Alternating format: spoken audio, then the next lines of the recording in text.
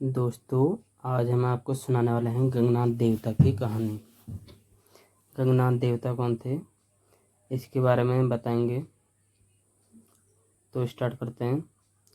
गंगनाथ नेपाल के दूटीगढ़ राज्य के तेजस्वी राजकुमार थे। वो अद्वितीय शक्ति से परिपूर्ण थे।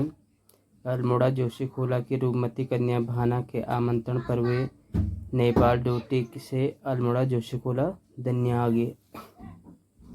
आइए जानते हैं राजकुमार गंगाचंद से गंगनाथ देवता बनने की और भाना के साथ प्रेम कहानी।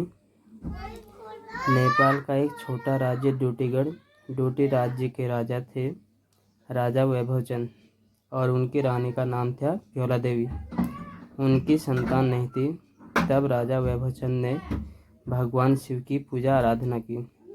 तब राजा वैभवचंद को एक तेजस्वी पुत्र की प्राप्ति हुई, मगर उसकी कुंडली देख ज्योतिषियों ने भविष्यवाणी की, हे राजन, आपका पुत्र राजा नहीं बल्कि एक बलशाली सन्यासी बनेगा।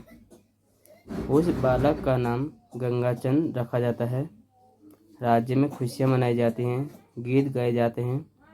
धीरे धीरे बालक गंगाचंद बड़ा होता जाता है। उसके तेज और अद्वितीय क्रियाकलापों से सिद्ध हो जाता है कि यह एक तेजस्वी बालक है। गंगाचंद की कहानी भी गौतम बुद्ध की तरह है। गौतम बुद्ध की तरह गंगू को भी सांसारिक दुख दर्द से परे रखकर महल में बंद रखने की कोशिश करते हैं, मगर संसार के दुख दर्द के ज्ञान हो जाता है। वो बहुत परेशान रहते हैं। इस संसार में इतना दुख क्यों है, लोग क्यों परेशान हैं, आदि सवालों में घिरे रहते हैं। गंगाचंद के साथ एक बड़ी अजीबोगरीब घटना होती है। उन्हें प्रतिदिन सपनों में अल्मोड़ा जोशीखोला की कन्या भाना बुलाती है।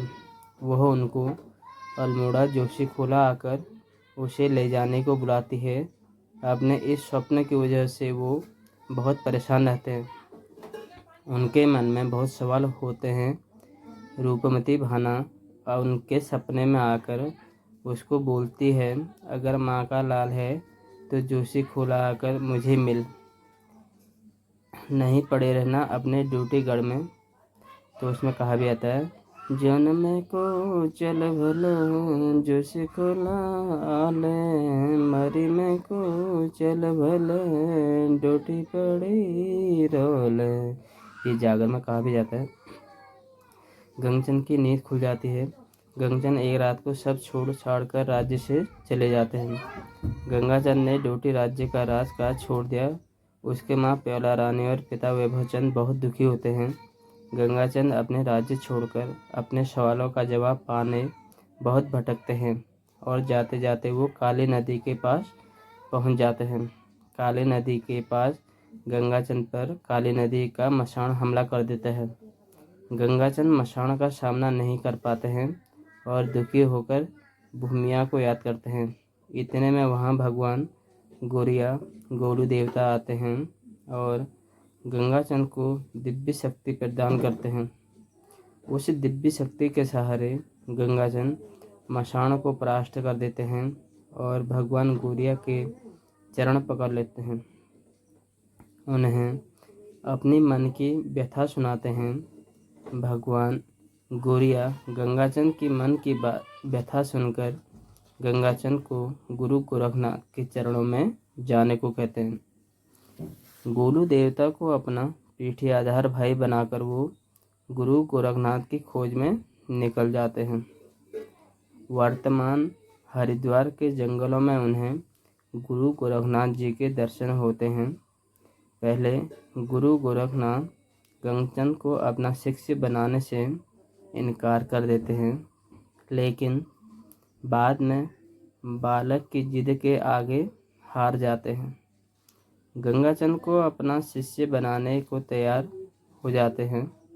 गंगाचंद की शिक्षा दीक्षा पूरी कर गंगाचंद को बौछाड़ी विद्या, तंत्र मंत्र, ज्योतिष विद्या सिखाकर उसे गंगाचंद से गंगनाथ बना देते हैं। गंगनाथ अपने गुरु को भी अपने मन की व्यथा बताते हैं। बोलते हैं, हे गुरु, मेरा बाट सुझाओ, अर्थात मुझे मार्ग दिखाओ। गुरु गोरखनाथ उन्हें कहते हैं कि अपने रास्ते पर चलता जा, समय आने पर तुझे सब पता चल जाएगा।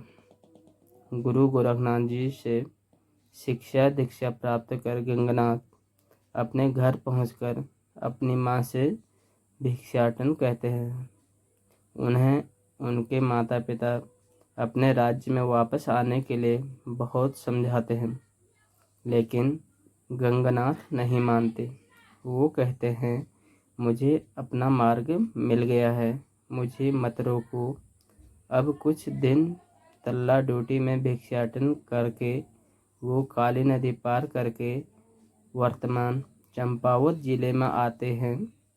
अब गंगानाथ अपनी टिमिर का लट्ठा, झोला, चिमटी और अपनी मनमोहनी जोया मुरली लेकर देवी धुरा माँ बाराही के मंदिर में आ गए। वहाँ उन्होंने माँ बाराही देवी की पूजा अर्चना की और पेड़ों की छाया में आसन लगाकर आराम किया। तेजस्वी गंगानाथ को देखकर सभी लोग मोहित और आश्चर्यचकित हो जाते हैं। इतना तेजस्वी जोगी क्षेत्र में पहली बार देखा है। गंगानाथ अब अल्मोड़ा क्षेत्र के आसपास पहुंच जाते हैं। अलख निरंजन की अलख जगाकर लोगों के बीच आकर्षण का केंद्र बन जाते हैं। लोग क्षेत्र में ऐसे तेजस्वी जोगी को देखकर अपनी अपनी समस्याओं को लेकर उनके पास जाते हैं। बाबा गंगानाथ सभी की समस्याओं का निराकरण करते हैं। अपनी ज्योतिष विद्या से सबकी परेशानी को हर लेते हैं। अपनी बुकसाड़ी विद्या से दुष्टों को दंड देते हैं।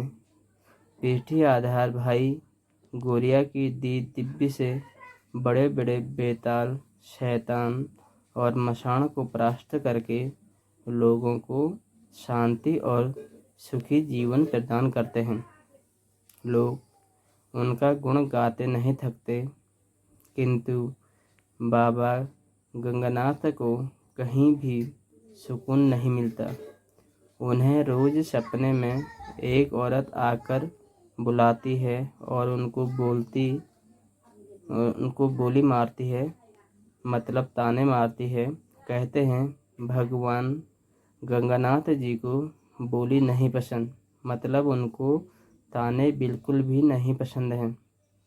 इसी स्वप्न के कारण गंगानाथ एक स्थान पर धुनी नहीं रमा पा रहे थे और परेशान होकर अपनी जोया मुरली, जिसे अलगोजा कहा जाता था, बजाते रहते थे। गांव-गांव घूमते रहते थे। घूमते घूमते लोगों का कल्याण करते हुए गंगानाथ पहुंच गए जोशी खोला। वहाँ की महिलाओं को बताते हैं कि वो नेपाल डोटी राज्य के राजकुमार गंगाचंद हैं। जोशी खोला की रूपसी भाना के स्वप्न आमंत्रण पर उसको ढूंढने के लिए दर दर भटक रहा हूँ। तब महिलाएं बोलती हैं कि रूपसी भाना आपके इंतज़ार में पलकें बिछाए बैठी है। वो रोज़ आपका रास्ता देखती है और बोलती है, मेरे गंगू आएंगे मुझसे मिलने एक दिन। यह सुन गंगानाथ भाव विभोर हो जाते हैं और उनसे बोलते हैं कि क्या आप मुझे भाना के गांव का रास्ता बता दोगे। फिर स्त्रियां अपने अपने साथ लेकर जाती हैं। भाना के गांव गंगानाथ को गांव के मंदिर में रोकती हैं। फिर वो भाना के पास जाती हैं। भाना को बताती हैं कि एक तेजस्वी जोगी आए हैं गांव में। वो अपने को डोटी का राजकुमार गंगाचंद बता रहा है और वो बता रहा है कि मैं अपनी प्रेयसी रूपमती भाना से मिलने आया हूँ। इतना सुनते ही भाना के आँखों में चमक आ जाती है। वो खुश हो जाती है और महिलाओं से प्रार्थना करती है कि दीदी मुझे उस तेजस्वी जोगी के पास ले चलो। यदि वो मेरे सपनों के राजकुमार होंगे तो मैं उन्हें पहचान लूँगी। मंदिर में जाते ही भाना गंगानाथ को पहचान लेती है। दोनों प्रेमियों का मिलन होता है।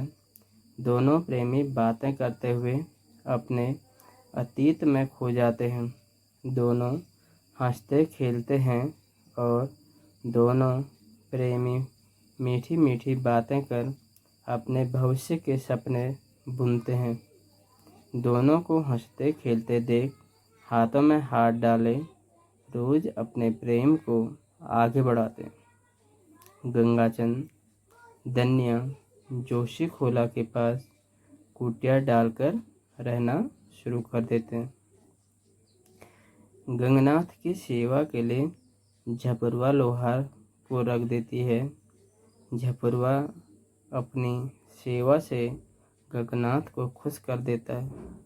धीरे धीरे गंगनाथ देवता का खास बन जाता है। धीरे धीरे भाना और गंगनाथ का प्रेम परवान चढ़ता है। दोनों के रोज मिलन का सिलसिला शुरू हो जाता है और यह खबर सारे गांव में फैल जाती है।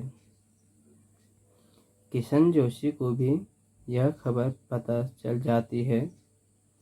किशन जोशी दीवान बहुत कुपित होते हैं।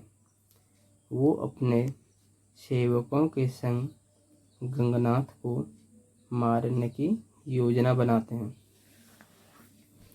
उनको पता चलता है कि गंगनाथ के पास गुरु गोरखनाथ के दिए दिव्य वस्त्र हैं। पीठी आधार भाई गोरिया की दी हुई दिव्य शक्ति है और स्वयं गंगनाथ का जन्म महादेव के आशीर्वाद से हुआ है। इसलिए उससे आमने सामने की लड़ाई में जीतना मुश्किल है। वो गंगनाथ को छल से मारने की योजना बनाते हैं। किशन जोशी वो उनके सेवक होली के दिन अपनी योजनानुसार गंगनाथ को छल से भांग पिला देते हैं। अत्यधिक भांग पीने के कारण वो बेसुध हो जाते हैं। इसी समय का लाभ लेकर किशन जोशी और उनके सेवक गंगनाथ के दिव्य वस्त्र निकाल के अलग कर लेते हैं और गंगनाथ जी की हत्या कर देते हैं। उनका सेवक झपरवा और प्रेमिका भाना उनको बचाने की बहुत कोशिश करते हैं। झपरवा उनको छुपा देता है।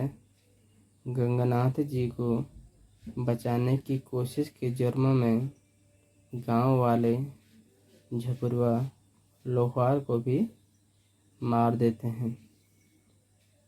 कहते हैं भाना उस समय जो गंगनाथ की प्रेमिका थी वो गर्भवती होती है।